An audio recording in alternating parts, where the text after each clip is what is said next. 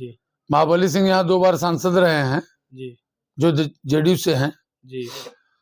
अरुण सिंह यहाँ के 4 बार सिटिंग विधायक रहे हैं। जनता उब चुकी है उन लोगों से। जी। अभी तक कोई भी काम उन लोगों ने काराकाट विधानसभा के लिए नहीं किया। इससे पहले आप किसके वोटर थे, किस पार्टी के वोटर थे अगर जनसुराज नहीं था जब? इसके पहले हम पवन सिंह के पिछले लोकसभा में थे। उसके पहले हम स्वयं कह रहे हैं कि एनडीए के वोटर थे। किसान को खाद की आवश्यकता होती है तो यूरिया बिकता है 400 रुपए बोरा। 262 रुपए का रेट है, 400 रुपया ब्लैक में, वो भी भोजपुर जिले से खरीद के आता है। आज तक रोहतास जिले में खाद का प्रचुर मात्रा में रेक नहीं लगा। इसकी सप्लाई नहीं कौन करता है? विधायक की मांग नहीं होनी चाहिए तो किसकी होनी चाहिए? महाबली सिंह भी तो 2 बार के सांसद रहे यहाँ के, लेकिन काराकाट में कभी दिखे नहीं है। जब सांसद रहे और सत्ता में रहे तो कुछ नहीं किए काराकाट के लिए, तो विधानसभा जाकर के जनता उनसे कौन सा उम्मीद रख सकती है? इमोशनल ब्लैकमेल कर रही है लोगों को अपनी पारिवारिक गाथा गा करके। तो पारिवारिक गाथा काराकाट विधानसभा में क्यों, हम ये जानना चाहते हैं। ये तो बड़ारा विधानसभा में होना चाहिए था। उनका ससुराल वहां पे है या नैहर उनका बलिया में है, वहां होना चाहिए था। शुरू कर चुके हैं जनता सिटी न्यूज। आप लोगों को बताते चले कि बिहार में विधानसभा चुनाव चल रहा है। चुनाव को लेकर काफी सरगर्मियां बढ़ चुकी हैं। अभी हमारे साथ देख सकते हैं कि योगेंद्र सिंह जी है, जनसुराज से अभी चुनाव लड़ रहे हैं। जनसुराज पार्टी बिहार में एक बदलाव की तरफ दिखाई दे रहा है और काराकाट विधानसभा से चुनाव लड़ रहे हैं। पहले तो स्वागत करते हैं सर आपका। बहुत बहुत आपके चैनल का धन्यवाद। किस तरीके का टक्कर रहेगा इस बार? हमारा टक्कर किसी से नहीं है जी। उन लोगों का टक्कर हम लोगों से हो सकता है। हम बहुत सारे प्रत्याशी मैदान में भी दिखाई दे रहे हैं। पूर्व के ही प्रत्याशी हैं यहाँ के। जी। महाबली सिंह यहाँ 2 बार सांसद रहे हैं जी। जो जेडीयू से हैं। जी।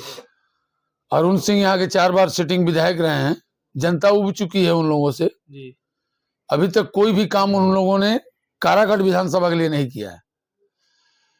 यहाँ की जनता उनको देखना नहीं पसंद करती है, वोट देना तो दूर की बात है। एक महिला प्रत्याशी आई हुई है, हाँ। ज्योति सिंह। ज्योति सिंह चुनाव जीतने के लिए नहीं आई हैं। जी। वो अपनी पहचान बना रही हैं अपनी पारिवारिक गाथा गा करके। काराकाट विधानसभा का कौन सा विकास का मुद्दा है उनके पास? क्या जानती हैं वो काराकाट के बारे में? कह रही हैं कि एक बार चुनाव पवन सिंह के साथ लड़ी थी, चुनाव में पवन सिंह के साथ आई थी। पवन सिंह के साथ तो बहुत लोग प्रचार करने आए थे, उसमें एक ये भी थी, वो तो हजारों लोग आए थे। तो उसमें काराकाट की धरती से उनका क्या लगाव है, हम ये जानना चाहते हैं। निर्दलीय चुनाव कौन लड़ता है? जो या तो उस धरती का हो, या तो उसकी जन्मभूमि हो या कर्म भूमि हो। ना उनकी यहाँ जन्मभूमि है, ना उनकी कर्म भूमि है। तो आखिर क्यों लड़ रही है, आपको क्या समझ में? ये तो सभी लोग स्वतंत्र हैं, कोई भी चुनाव लड़ सकता है। जी।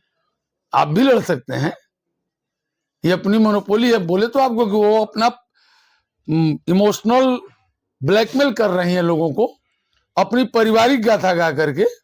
तो पारिवारिक गाथा काराकाट विधानसभा में क्यों, हम ये जानना चाहते हैं। ये तो बड़ारा विधानसभा में होना चाहिए था।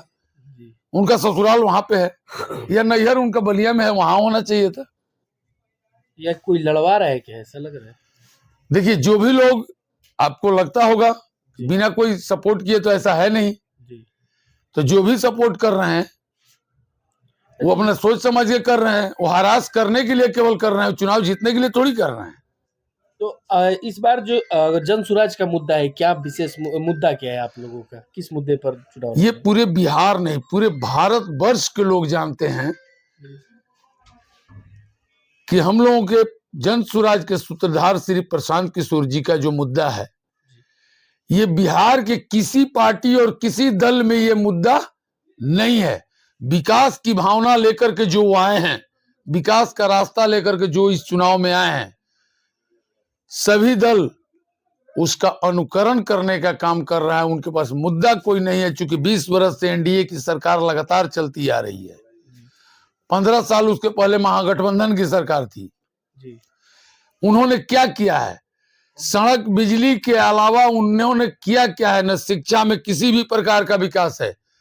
वहां स्कूल में खिचड़ी बनता है, घर के गार्जियन अपने बच्चे को खिचड़ी खाने के लिए नहीं स्कूल भेजते, पढ़ने के लिए भेजते हैं। यहाँ स्कूल में रिपोर्टिंग होती है कि आज खिचड़ी में क्या बना, आज भोजन में क्या बना। ये रिपोर्टिंग कभी नहीं होती कि आज पढ़ाई क्या हुई। बिहार की ये शिक्षा की व्यवस्था है, इसका सुधार होगा, विश्व स्तरीय शिक्षा मिलेगी, ये प्रशांत किशोर जी का वादा है। सभी वृद्धजनों को सम्मानजनक पेंशन मिलेगा 2000 रुपए। अच्छा, आपसे हम एक चीज और कहना चाहेंगे, आज 400 पेंशन एनडीए की सरकार लगातार 20 वर्ष से है, चलते आ रहा था, और एक पैक नीतीश कुमार जी ने उसको 1100 किया। ये जन सुराज का डर है, जी। सरकार को डर है जन सुराज का कि 1100। क्या 20 सालों में नीतीश जी को 400 से 600 करने को याद नहीं आया? अभी याद आया। तो क्या लगता है ये सारे मुद्दों के पीछे प्रशांत किशोर जी का हाथ है? बिल्कुल, ये पलायन यहां रुकेगा, शिक्षा में सुधार होगा, सम्मानजनक पेंशन मिलेगा। जितने पलायन करते हैं यहाँ के मजदूर वर्ग के लोग, जो 10 से 12 हजार की मजदूरी करते हैं, उनकी रोजी रोजगार की व्यवस्था यहीं बिहार में की जाएगी।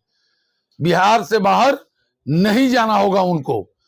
1 साल के अंदर उनकी विधि व्यवस्था यहीं बनेगी और वो यहीं रहेंगे, यहीं नौकरी करेंगे, अपने परिवार के पास रहेंगे।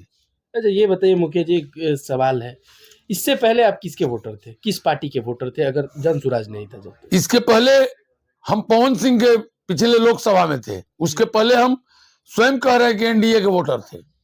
हाँ, लेकिन यहाँ लगातार काराकाट विधानसभा में ऐसे ऐसे प्रतिनिधि आते चले आ रहे हैं जिनका कोई काराकाट से लगाव दूर दूर तक नहीं रहा, केवल चुनाव के समय आते हैं और फिर अगला चुनाव के समय ही दिखते हैं। विधायक जी तो लोग कहते हैं कि स्थानीय है। कौन कहता है? वो जगदीशपुर के भोजपुर जिला के रहने वाले हैं, अरुण सिंह। 4 बार सिटिंग विधायक रहे। क्या जीवन भर रहेंगे तो काराकाट का विकास करेंगे? कब करेंगे? काराकाट में क्या विकास बाकी है? काराकाट में क्या हुआ है, हम ये जानना चाहते हैं। ये खेती आधारित धान का कटोरा माना जाता है। यहाँ पर समय पर नहरों में, ऐसी कई नहरों का हम आपको नाम बताएंगे जहां समय से पानी नहीं आता, लोग बोरिंग का यूज करके अपने खेती का धान की रुपाई करते हैं। कई जगह ऐसे हैं जो बाढ़ से 200-200 एकड़ 400-400 एकड़ कई गांवों में खेत बह जाता है, पानी का निकास का कोई व्यवस्था नहीं है, कहीं जल जमाव है, सड़क अभी भी कई जगह अधूरी हैं। यहाँ हुआ क्या है? धान किसान का विकास तब होगा जब उनकी फसल को लेकर के सुदृढ़ व्यवस्था होगी। खाद बहुत बड़ी समस्या है। जब किसान को खाद की आवश्यकता होती है तो यूरिया बिकता है 400 रुपए बोरा, 262 रुपए का रेट है, 400 रुपया ब्लैक में, वो भी भोजपुर जिले से खरीद के आता है। आज तक रोहतास जिले में खाद का प्रचुर मात्रा में रेक नहीं लगा, इसकी सप्लाई नहीं कौन करता है? विधायक की मांग नहीं होनी चाहिए तो किसकी होनी चाहिए? तो क्या लग रहा है काराकाट के मुद्दों पे खरे उतरेगा? सर्वप्रथम 1 साल के अंदर जितने छोटे मोटे मुद्दे हैं मैं उनको कंप्लीट कर दूंगा, जिसमें सबसे बड़ी प्राथमिकता हमारी किसानों की होगी। 3 डिजिटल लाइब्रेरी हम बनाकर तीनों प्रखंड में निःशुल्क देने का काम करेंगे हायर एजुकेशन के लिए। मैट्रिक से ऊपर के लिए डिजिटल लाइब्रेरी बनाकर देने का काम करेंगे। और इस विधानसभा के 37 पंचायत, नगर परिषद विक्रमगंज और नगर पंचायत काराकाट, सबको मैं भली भांति जानता हूं। हमको किसी पंचायत का, किसी गांव, किसी वार्ड को बताने की आवश्यकता नहीं है। मैं मुखिया संघ का जिला अध्यक्ष भी हूं, ग्राम पंचायत चिक्सिल का प्रतिनिधित्व भी करता हूं और ग्राम पंचायत काराकाट का स्वयं मुखिया हूं। हम यहाँ के एक एक गांव, एक एक लोग को जानते हैं।